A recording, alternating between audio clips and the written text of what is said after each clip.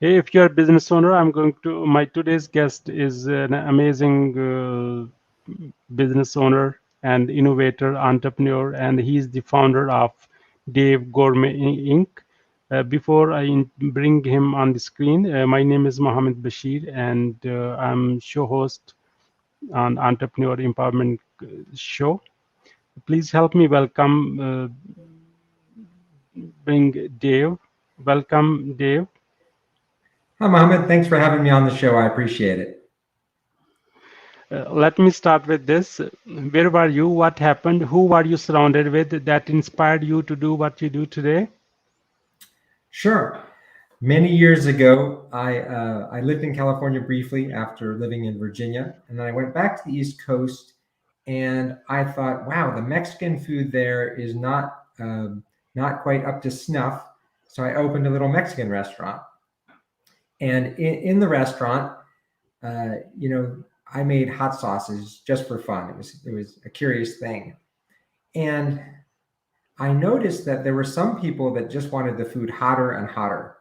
And so I started making it as hot as I could because I thought it was funny. And somewhere along the line, I figured out how to make food hotter than anyone in the world. And so I'm surrounded by these people that are we call them chili heads, and their enthusiasm for something that most people would think is a negative thing, right? It's too hot, it hurts your mouth. Um, just sort of captivated me. And I'm ADD like a lot of people, and for ADD people, what motivates them is things that are exciting. So if you plan your day around what's most important, an ADD person will usually plan it around what's most exciting. So I'm surrounded by these people, and it was just so interesting and exciting to me that they love this item. And so that was part of this whole mission of like, how do I create items for this group of people, and how does that reverberate with other people. And it was never really meant to be a business. It wasn't a thought like, oh, I'm gonna have this business and here's my 5-year plan and all that. It really was more of a curiosity that became a hobby, and the hobby grew too big to be a hobby, so then it became a business. um, but it was really just this sort of passionate sort of uh, enthusiasm for these people, and their sort of subculture. America loves extremes to some degree also, so it's part of the whole extreme trend. But that's really what inspired me to keep doing it, because I was sort of the accidental entrepreneur, who probably wasn't that employable in the first place. So I'd also consider myself pretty lucky. What are top three mistakes to avoid? Yeah, so I think if you ask someone on a very simple level, if you want to win a race, do you want to ride a racehorse or do you want to ride a plow horse? And I think it's very obvious that most people would rather ride a racehorse. But what most people do is they ride a plow horse, because most products and services, by definition, are average. That's what the word average really means.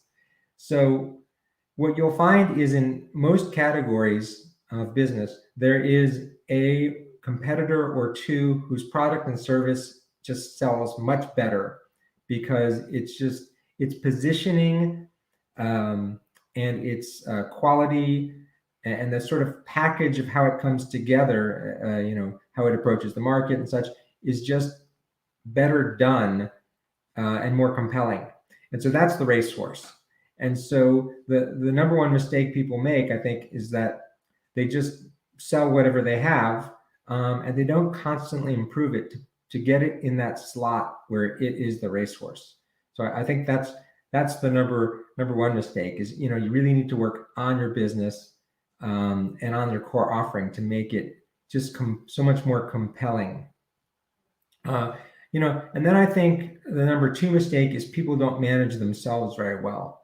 CEOs make an inordinate amount of money compared to other people, and there's, I think you could certainly say it's unfair and obscene, but at the same time, it's also the reason for it is they make a huge difference. So I think you have to work on yourself and manage yourself so you don't get complacent. So you're always sort of pushing forward, keeping your eye on goals, keeping a vision in front of everyone and keeping everyone excited and motivated. And that's sort of the emotional intelligence. So I think people forget about that is the mistake two. The mistake three is standards. You need to have high standards, and that applies to the people around you. So I know like a lot of people approach things with sort of scarcity mentality, like, oh, you can't find good enough people. It's just, this can't happen, that can't happen.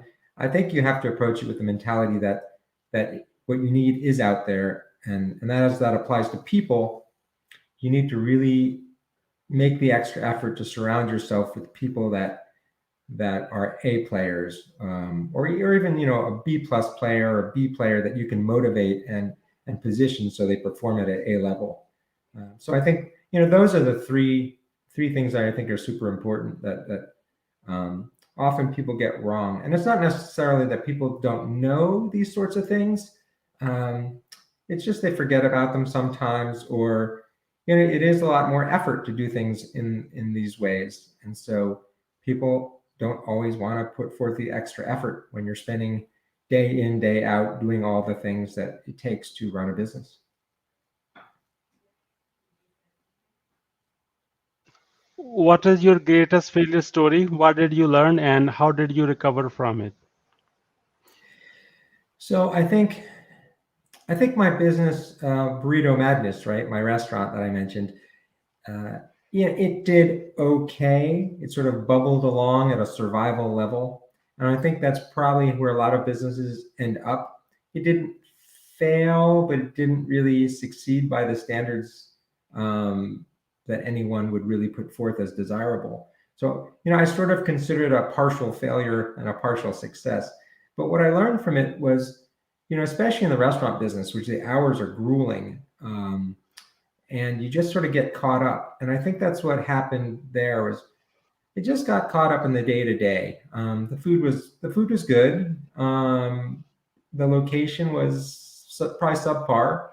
The people who worked there were good people, and you sort of just go about it, and before you know it, a year's passed. And maybe 10 years could have passed like that. If we didn't sort of like make a change or pull the plug. So I think what I learned was, the whole adage of working on your business and not just in your business. And I think people have to be able to step back and say, well, what was my goal in the first place? Why am I doing this? And am I on a path to get there? If not, again, how I mentioned before about like, are you on a racehorse or a plow horse? I was definitely on a plow horse, and it was not going to. I don't think it would ever get to the finish line in its current iteration at that point. So I learned to step back, simplify, understand where am I heading, am I getting there. So we sold the restaurant because I don't think we would have gotten there. I think when we evaluated, I didn't have the mental resources at that point to really make it happen. I had a different job opportunity that was actually better, and of course, I was working on my sauce hobby on the side. So I think that was. I think it was a success in that the sauce came from it, and I learned a valuable lesson. Also, I think location-based businesses can be tough because if you pick the wrong location, it's sort of you're battling uphill the whole time. Mhm. What are your top three success secrets that others can follow? So this is sort of the flip coin of the other thing of what are the three mistakes to avoid, uh, and they're very similar, I think, in a lot of ways. Uh, I think our core offering. So Dave's Insanity Sauce was our product. It was the hottest hot sauce in the world, and it was hotter by a significant margin. So it was a one of those rare products that actually like more than delivers on the promise it makes, and people were astonished by it. And so it spread through word of mouth, and media picked up on it. It was exciting, and so it's sort of, it almost carried us forward.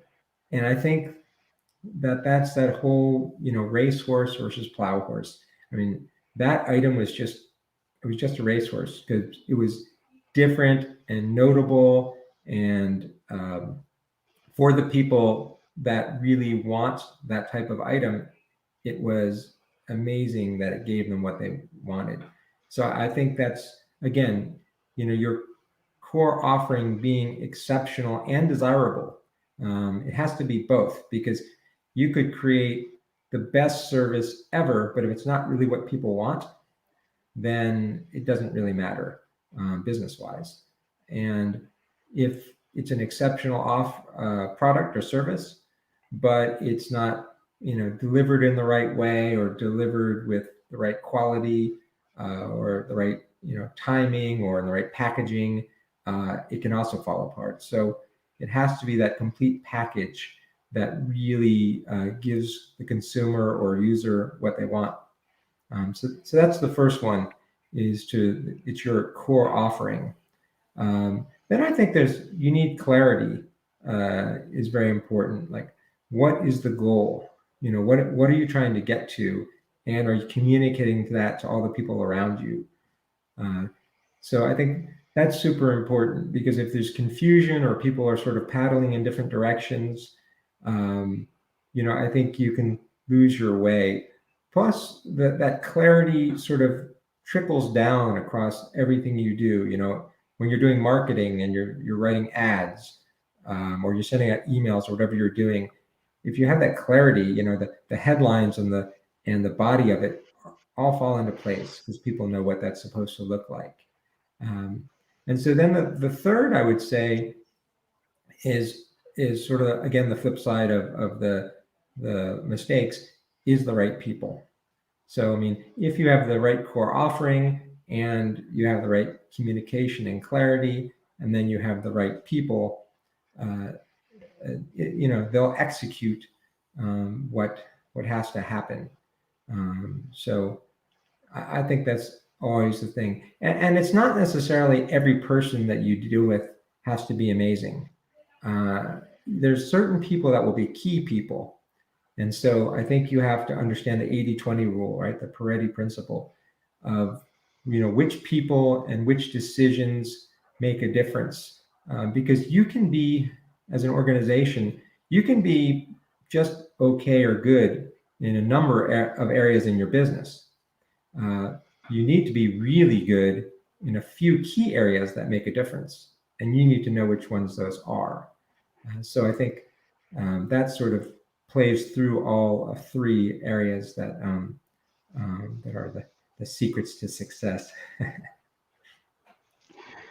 Dave, thank you. We are entering into a speed round. That means quick questions and short answers. Are you ready for it? I'm ready. What is the impactful business book you have read, and what did you learn from it? Okay, no one's going to think of this as a business book, but The Old Man and the Sea by Ernest Hemingway. So that book taught me simplicity. It just, to be able to back down, create space, to think about things in a very sort of broad way, and sort of calm your mind. And I think that's super important in all aspects of life. What do you want to be remembered for? I'd like to be remembered as somebody who made a difference in some small way, at least, and helped improve people's lives through doing things somewhat differently, and to having new ideas. How do you overcome a challenge life throws at you? This is where that book is very important. I think when you get a challenge, you need to take a deep breath, think about what happened, what's your goal, what do you need to do to achieve that goal, and what are the steps you need to take, and then take the first step. What do you want to do when you grow up? This presupposes that I want to grow up, which I really don't want to grow up. But if I have to grow up, um, I would like to figure out ways to make a difference. What can I do that will help move us all forward so we don't make the same mistakes as much. Once you have a revenue generating idea, how do you convince your significant other? But this is the classic sales. What's in it for me? So I think you always have to look at interested parties and show them what's in it for them. And with your spouse, that would be key. So, what's the benefit to your spouse if you do that, and how do you limit the downside? What are you grateful for today? I have a terrific family, and I'm healthy, and business has been good to me. And I'm sitting here in beautiful sunny California. So lots of things to be grateful for. Who is your living mentor and what is the impact they have on you? Yeah, my dad was my living mentor. He did some amazing work in law and civil rights, and really helped a lot of people. And he taught me sort of the value of hard work, but also the value of using creativity to approach things differently and find. I often call it the third option. So it's not always the two options you're presented. Sometimes there is a third option. Why is being impactful important to you? I think that it probably boils down to ego, but you want to feel like you're making a difference, and you want to feel like what you're doing actually matters. So it really comes down to, I don't want to do things unless I feel like somebody cares and it matters. How do you start your day? So I get up and make some tea because I need the caffeine. And then, crazy enough, I go through and while I sit here with three computer monitors, I actually, create this paper list of what I need to do that day, and prioritize what has to happen that day. And that's really how I start the day. Who is your ideal client? Yeah, so for Dave's Gourmet, there's people that live to eat, and there's people that eat to live. So the people that live to eat are our ideal consumers, the people that really care about what's in their food and the food tasting amazing, and wanting to have a good experience, not just eat. What is the advice you would give to your younger self? Well, partly enjoy the ride. Um, don't get too caught up in the small things, and take a deep breath, and constantly refocus on what matters, and spend your time on that. How can we support you? Well, of course, people going to our website, davesgourmet.com, would be great. Or look for us in your local stores. What would you say about your guest experience on the show? I think it's been great. Super organized, super clear, and of course, it's been fun. What would you say as a final word? I would say that I just hope everyone will take away that, take the extra time to try to make a difference, and not just be average. Don't offer something that's average. Try to offer something that's better. Ride the racehorse. Don't ride the plow horse. Thank you so much, Dave, on the behalf of Entrepreneur Empowerment Club and our entire team. We really appreciate you. I hope our path cross again with another amazing guest. Until then, you have a wonderful time. You too. Thank you very much.